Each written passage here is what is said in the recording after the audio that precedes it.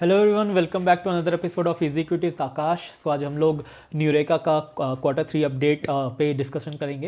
And इस company को मैंने क्वार्टर 2 पे भी एक बार कवर किया था। उस टाइम नंबर्स मुझे अच्छे लग रहे थे बट थोड़े से स्केप्टिकल लग रहे थे, वैल्यूएशंस थोड़ा हाई लग रहा था, चीज़ में थोड़ा स्केप्टिकलनेस दिख रहा था मुझे। एंड अभी जो लेटेस्ट नंबर आया है उससे मुझे लग रहा है कि थोड़ा थोड़ा चीज़ मतलब जो भी पूरा स्टोरी प्ले आउट हो रहा है वो एक अच्छे डायरेक्शन में जा रहा है एंड मेरा कन्विक्शन बिल्ड हो रहा है, राइट। तो मैं इसी को शेयर करना चाहता हूँ एंड मैं एक बार वापस से बिजनेस काइंड ऑफ समझा दूंगा स्टार्टिंग से, ताकि आपका मेमोरी रिफ्रेश हो जाए एंड नंबर्स को डिस्कस करेंगे एंड मैं एक दो पॉइंट्स बताऊंगा।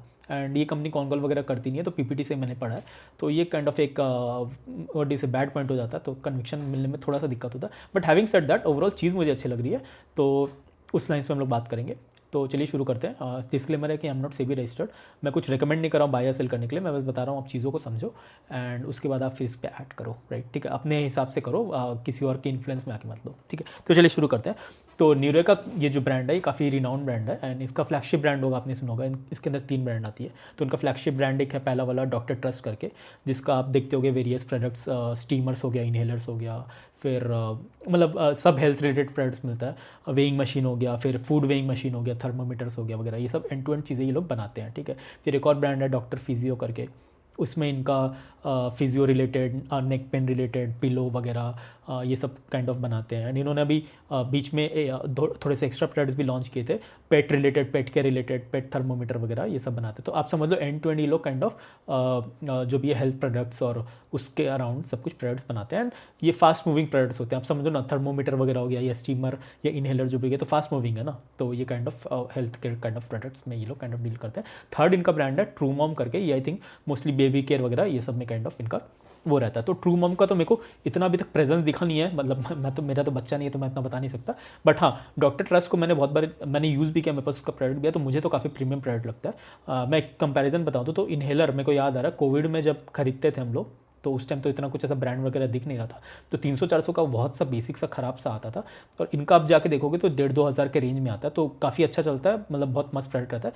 बट हाँ, इसके काफ़ी कंपटीशन भी आ गया, इनकम्बेंट्स भी आ गया मार्केट में, आप जाके देखोगे तो एक बोल्ट करके ब्रांड है वो आ गई है, फिर कल्टफिट ने भी अपना कुछ निकाल लिया है, मल्टीपल कंपनीज आ गई है। तो देखो ना, एक टेलविंड काइंड ऑफ दिख रहा है, तो ये काइंड ऑफ एक वो हो जाता है, इसमें कंपटीशन भी है, टेलविंड भी है, एट द सेम टाइम थोड़ा प्रीमियम प्रोडक्ट हो जाता है। तो मेरा प्रीमियमाइजेशन वाला प्ले, तो जो मैं कंजम्पशन वाला खोजता हूँ, तो ये मुझे काइंड ऑफ दिखने लगती है। तो मैं नंबर्स का वेट कर रहा था कि क्या चीज़ें हैं, उसके बाद मैं लूँगा, ठीक है। तो ये काइंड ऑफ इनका रहता है एंड इनका मोस्टली जो सेल्स आता है ना, वो 90% ऑनलाइन से आता है, 90, 95, 92, 93% इस रेंज में, 90+ आप लेके चलो, ये ऑनलाइन से आता है। एंड ये लोग अपना ओमनी प्रेजेंस बढ़ाने का कोशिश कर रहे हैं, ओवर द काउंटर जाने का कोशिश कर रहे हैं, फिर मतलब रिटेल शॉप्स में जाने की कोशिश कर रहे हैं, मेडिसिन शॉप्स के थ्रू मोस्टली बेचेंगे, राइट। तो वहाँ पे ये लोग जाने की कोशिश कर रहे हैं, धीरे धीरे बढ़ा रहे हैं। एंड उसके साथ साथ ये क्विक कॉमर्स वगैरह में भी है, ई कॉमर्स में भी है, खुद का ब्रांड भी है, खुद का वेबसाइट भी है। तो ये आप देखो, ये इनका ऐसा मोस्टली रहता है। तो ये एक चीज़ काइंड ऑफ हो जाता है इस कंपनी के बारे में। एंड नंबर्स पर अगर मैं डिस्कस करूँ तो क्या हुआ था ना, 2021-22 में ये, क्योंकि 2020 में जब कोविड आया था तो उस टाइम ये सब का बूम आ गया था, थर्मामीटर, इनहेलर, ऑक्सोमीटर, वो बीपी का मशीन वगैरह, ये सब का काफ़ी बूम आ गया था। तो उस टाइम क्या होता ना, 2020-21 में 20 में 100 करोड़ की सेल हुई थी, 21-22 में करीब करीब 200-250 करोड़ की सेल हो गई थी। उसके बाद डिप आ गया था 2023 में। अब इसका रीज़न तो पता नहीं है क्या है, क्योंकि उतना पुराना मैंने ट्रैक भी नहीं किया एंड ये लोग कॉन कॉल वगैरह भी नहीं करते हैं, ठीक है। तो मेरे को जितना समझ आता है कि हो सकता है कि एक बार सर्च ऑफ डिमांड आया होगा ड्यू टू कोविड एंड वगैरह जो भी आया था, एंड उसके बाद ठप से हो गया होगा, बेस लाइन पे नंबर आ गया होगा, या फिर मैन्युफैक्चरिंग इशू हो गई होगी, या फिर कंपटीशन ज़्यादा आ गया होगा, तो कुछ ना कुछ ऐसा हुआ होगा जिसकी वजह से कुछ नौटंकी चल रहा था, इनके नंबर्स अच्छे नहीं आ रहे थे, राइट। तो अब सीन क्या चल रहा था कि लास्ट, तो बेसिकली आप देख कि चलो कि 2022 के बाद से डिग्रोथ होने लगा। 2022 में 250 करोड़ सेल, फिर 100 करोड़ का सेल, 2023 में, 2024 में 90 करोड़ का सेल, और 2025 में जाके फिर हल्का सा अपटिक आया, 90 से वापस 110 पे आ गया, राइट। तो ये काइंड ऑफ एक हो जाता है कि अब जब अपटिक आया तो अब देख रहा हूँ कि बेस स्टेबलाइज होकर बढ़ रही है कि नहीं, मेरे को यही देखना था, राइट। तो अभी लास्ट 4 क्वार्टर से देखेंगे ना, तो 20-60% के रेंज में काइंड ऑफ नंबर्स आ रहे थे, राइट। तो पहला जब चेंज नंबर होना शुरू हुआ 2024 का जो दिसंबर था, मतलब ठीक एग्जैक्ट आप एक साल ले लो, 19% की ग्रोथ आई थी, फिर उसके बाद 80-85% की, फिर 60% की, लास्ट क्वार्टर भी 20% का आया। तो अब लेके चलो कि लास्ट, मतलब ये दिसंबर क्वार्टर जो भी आया उसको छोड़ के अगर पहला 4 क्वार्टर देख लो लास्ट दिसंबर से सितंबर में, तो 20-80% के बीच में काइंड ऑफ रेंज में ये चल रहा था। तो मेरा एक थ्योरी है कि ना, जब भी कुछ एक ग्रोथ आती है, राइट, जब भी कुछ एक नंबर्स बढ़ने लगते हैं, तो क्या होता है ना, मेरे हिसाब से 4 से 5 क्वार्टर 4 तो एटलीस्ट होना चाहिए। 4 क्वार्टर का एक साइकिल होता है ना, एक साइकिल मतलब कि एक पूरा साल होता है, ठीक है। तो एक साल के बाद अगर क्या होता है ना, बेस आपका बढ़ जाता है। अगर आपकी ग्रोथ दिखे 20, 30, 40, 50% की, तो 100 का अगर बेस है तो नेक्स्ट ईयर पूरे साल में, या फिर आप समझ लो कि पूरा जो 4 क्वार्टर खत्म होगा तो उसमें ना 140 का हो जाएगा लेट से बेस, 40% ग्रोथ पे, राइट। अब इसके ऊपर अगर 140 के बेस पे अगर 30, 35, 40, 50% का ग्रोथ ले आते हो, वापस से ग्रोथ इंटैक्ट रखते हो, तो मज़ा नहीं लगता। तब लगता है मुझे कि ना कुछ चीज़ें स्ट्रक्चरली हो रही है। क्योंकि ऐसा समझो कि लेट से कुछ भी एक ग्रोथ ड्राइवर आया, लेट से रॉ मटेरियल की प्राइस गिर गई, या कुछ प्रीमियमाइजेशन का प्ले हुआ, या लेट से आपने नया स्टोर खोल लिया, या कुछ भी आपने किया जिससे वो ग्रोथ ड्राइवर दिख रही है, अगर वो सस्टेन तभी होगा ना, क्योंकि आपने जो भी नया चीज़ किया है वो एक साल तक तो दिखेगा, क्योंकि आपने ऐसा कुछ किया जो एक साल तक दिखेगा। बट अब मेरे को देखना कि उस एक साल के बाद, वो 4-5 क्वार्टर के बाद चीज़ें एक्चुअल में नंबर्स चेंज हो रही है कि नहीं, राइट। तो उससे एक आइडिया लग जाता है कि भाई ये चीज़ें स्ट्रक्चरली हो रही है एंड गोइंग फॉरवर्ड ये ग्रोथ कंटिन्यू हो सकता है, राइट। उसके साथ साथ अगर मैनेजमेंट में आके बता दे कि ग्रोथ ड्राइवर का रीज़न क्या है, कॉल कर ले एंड डिस्कशन कर ले, एनालिस्ट के संग बैठक कर ले, तो उसमें ना चीज़ें क्लियर होती है, तो हमें ज़्यादा मतलब कॉन्फिडेंस आने लगता है। सिंस ये मैनेजमेंट कंपनी तो कॉल वगैरह करती नहीं है, सिर्फ पीपीटी देती है, तो हमारा काम क्या हो जाता है, जो भी लिमिटेड इन्फॉर्मेशन है उससे बेस्ट काइंड ऑफ डिसीजन लेना, और अगर कन्फ्यूजन है तो आप छोड़ ही दो, हटा दो, बस उसको वेट एंड वॉच करो, राइट। तो वही है कि लास्ट 4 क्वार्टर में 20-20% का ग्रोथ आ रहा था। इस क्वार्टर में दिसंबर 2025 में इन्होंने 40 करोड़ का सेल किया, वर्सेस लास्ट ईयर 26-27 करोड़ का सेल था, 50% का ग्रोथ आया। मतलब गांड फाड़ नंबर्स, मेरे को तो मज़ा आ गया। तो मेरे को वही देखना था कि 4 क्वार्टर के बाद नंबर्स अच्छे आ रहे हैं, राइट। इसके बाद एक और क्वार्टर अगर 30-40-50% का ग्रोथ आ जाता है ना, तो भाई तो मेरे को तो मज़ा ही आ जाएगा, ठीक है। तो ये एक चीज़ हो जाता है। उसके साथ साथ अगर इसका मैं पीपीटी खोल लूँ, तो पीपीटी में इन्होंने लिखा था कि इनका जो जीएमवी है ना, जीएमवी ग्रो हुआ था करीब करीब बता देता हूँ मैं एग्जैक्टली, जीएमवी ग्रो हुआ था 27% से, और इनका जो revenue from operations, basically revenue 50% से ग्रो किया, जो मैंने अभी बताया। तो जीएमवी के बाद रेवेन्यू कैसे निकालते हैं मैं बताता हूँ। कि लेट से कोई एक प्रोडक्ट है 100 रुपये का, एमआरपी लिखा हुआ है, तो आपको दुकानदार हो सकता है कि 80 रुपये में दे दे, जीएसटी वीएसटी हटा दो या जो भी डिस्काउंट लगा दो, कमीशन लगा के, लेट से आपको 80 में बिका, राइट। तो बेसिकली आप ऐसा समझ लो कि जीएमवी मतलब जो भी जीएमवी आप लगा रहे हो उससे आप अपना कमीशन हटा दो, जीएसटी हटा दो, जो भी मार्केट प्लेस फीस वगैरह ये सब मोटा मोटी हटा दो, तो आपका निकल जाता है रेवेन्यू, और वो आप अपने बुक्स में लेते हो, तो ये अपना हो जाता है काइंड ऑफ रेवेन्यू। अब हर एक कंपनी का थोड़ा अलग प्रोसेस होता है जीएमवी और रेवेन्यू को काइंड ऑफ स्प्लिट करने का, तो मैं मोटा मोटी बता रहा हूँ क्योंकि इन्होंने ऐसा डिस्कशन नहीं किया। तो बोलने का इंपॉर्टेंट मतलब ये हो जाता है कि जीएमवी बढ़ी है 27% से, और आपकी जो ये रेवेन्यू बढ़ी है 50% से, ये काफ़ी है, ऑलमोस्ट डबल है। इसका मतलब ये होता है कि कंपनी ना काफ़ी कम स्पेंड करी है डिस्काउंट में, काफ़ी कम स्पेंड करी है कमीशन में। तो ये मुझे काफ़ी अच्छा लगता है कि भाई ये लोग एमआरपी के आसपास धीरे धीरे बेच रहे हैं। और अगर मैं लास्ट क्वार्टर का देखूं नंबर्स अगर जाके, तो लास्ट क्वार्टर में क्या हुआ था कि जीएमवी दिखा रहे थे लोग 7% ग्रो किया है, एंड रेवेन्यू ग्रो किया 20% से।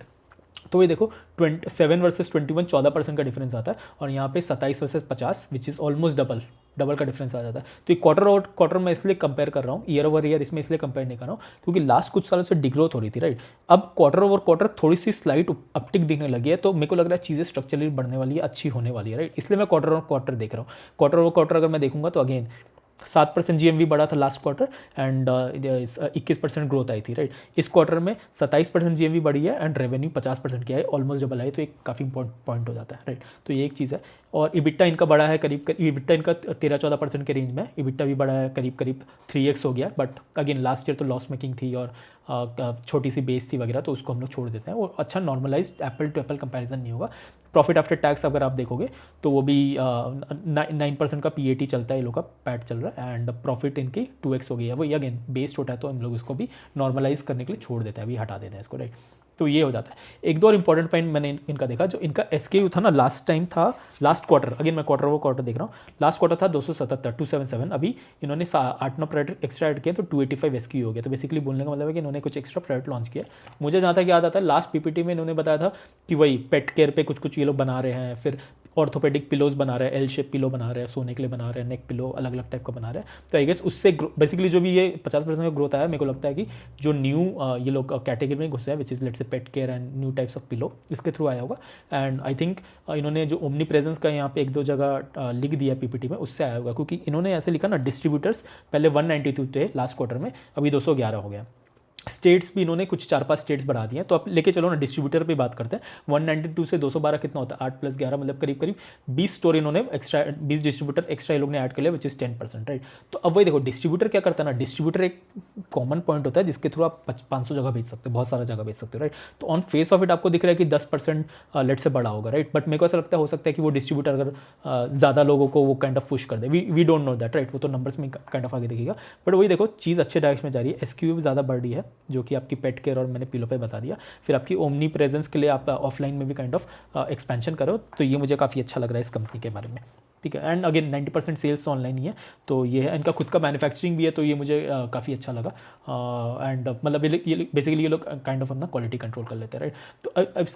तो इस कंपनी का एक दो और चीज़ मैं बता देता हूँ आप लोगों को। कुछ रेशियोज़ है, मैं रेशियोज़ इन जनरली कवर नहीं करता हूँ क्योंकि थोड़ा सा सबके लिए कॉम्प्लेक्स हो जाएगा। तो अगर मैं रेशियोज़ में जाके देखूँ ना, तो इनका जो वर्किंग कैपिटल टर्नओवर है वो काइंड ऑफ 0.6 है। आई थिंक लास्ट क्वार्टर इनका 0.4 था। तो मतलब वही है, वर्किंग कैपिटल जो आपका पैसा लग रहा है आप उसको कितना बार चर्न कर सकते हो, तो ये लास्ट क्वार्टर से थोड़ा सा बढ़ रहा है, राइट। तो ये अच्छा हो जाता है। पैट भी आई थिंक 6% था लास्ट क्वार्टर, मतलब फर्स्ट हाफ में, अभी आई थिंक 7% हो गया। तो ये थोड़ा सा चीज़ें अच्छे डायरेक्शन में जा रही है। बेसिकली क्या हो रहा है कि ना, अब आपकी जो सेल बढ़ रही है, अब आप देख के चलोगे, लास्ट क्वार्टर में 37 करोड़ की सेल थी, उससे पहले क्वार्टर 34 करोड़ की थी, इस क्वार्टर 39-40 करोड़ की सेल है।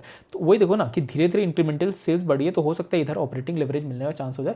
अभी नंबर्स ठीक ठाक है, मतलब मेरे को लग रहा है वेट एंड वॉच करना पड़ेगा, पूरा अच्छा है, ऑपरेटिंग लेवरेज मिल रहा है समझने के लिए, राइट। तो ये एक चीज़ है। रिटर्न ऑन इक्विटी इनका 2.3 था लास्ट फर्स्ट हाफ में, अभी इस बार 4.3 है, तो इधर भी आप देखो एक अपटिक मिल रहा है। एक अच्छा मेरे को नंबर इसका रेशियोज में दिखा, which is debtor turnover ratio, basically debtor days बोलते हैं इसको, जो कि 15-16 के रेंज में है। तो 15-16 के रेंज, मतलब डेटर डेज बेसिकली ये होता है कि आप अपने क्रेडिटर से, जिसको आपने सामान बेचा, आप उससे पैसे कितने दिन में वापस ले आते हो। बेसिकली आपका सामान बिकने के बाद जो कैश आ जाता है आपके बैंक अकाउंट में, वो कितने दिन में आ जाता है, तो ये 15-16 दिन है। तो आप वही सोचो कि 90% जो भी इनका माल बिकता है वो ऑनलाइन बिकता है, राइट। तो ऑनलाइन में क्या होता होगा, आप बेचते होगे 3-4 दिन में पहुंच जाता होगा। एंड जिस कंपनी के थ्रू आपने पेमेंट उठाया है, लेट से ई-कॉमर्स के थ्रू उठाया, तो ई-कॉमर्स ने लेट से 7-8 दिन में भेज दिया, रिटर्न्स ऊपर नीचे करके 10 दिन हो गया, तो मिला मिलू के कुछ 14-15-16 दिन का रेट आ रहा है, दिन आ रहा है।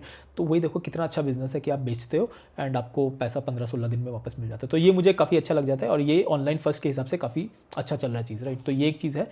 इन्वेंट्री टर्नओवर रेशियो भी 1.5 है, तो आई थिंक इसको अभी हम लोग इग्नोर कर सकते हैं। बट डेटा टर्नओवर रेशियो मुझे काफ़ी अच्छा लगा। रिटर्न ऑन इक्विटी जो बढ़ गई है वो मुझे काफ़ी अच्छा लग रहा है, लुक्रेटिव लग रहा है। तो मेरे को धीरे धीरे लग रहा है ना कि अब क्या हो रहा है, चीज़ें अच्छी डायरेक्शन में जा रही है। कंपनी आके अगर कॉल कर दी, थोड़ा क्लैरिफिकेशन देती है आगे फ्यूचर के प्रोस्पेक्ट के बारे में, तो काफ़ी मज़ा आ जाता है, राइट। एक दो और चीज़ है इस कंपनी के बारे में, इनका ना खुद का एक ऐप भी है, 360 समथिंग ऐप बोलते हैं इसको, नाम तो एग्जैक्ट याद नहीं आ रहा मेरे को। तो बेसिकली उस ऐप में क्या होता है ना, आप अपना जाके नया प्लान्स बना सकते हो, खाने पीने का डाइट प्लान्स बना सकते हो, एक्सरसाइजेस वगैरह, आई थिंक ये सब मोस्टली है।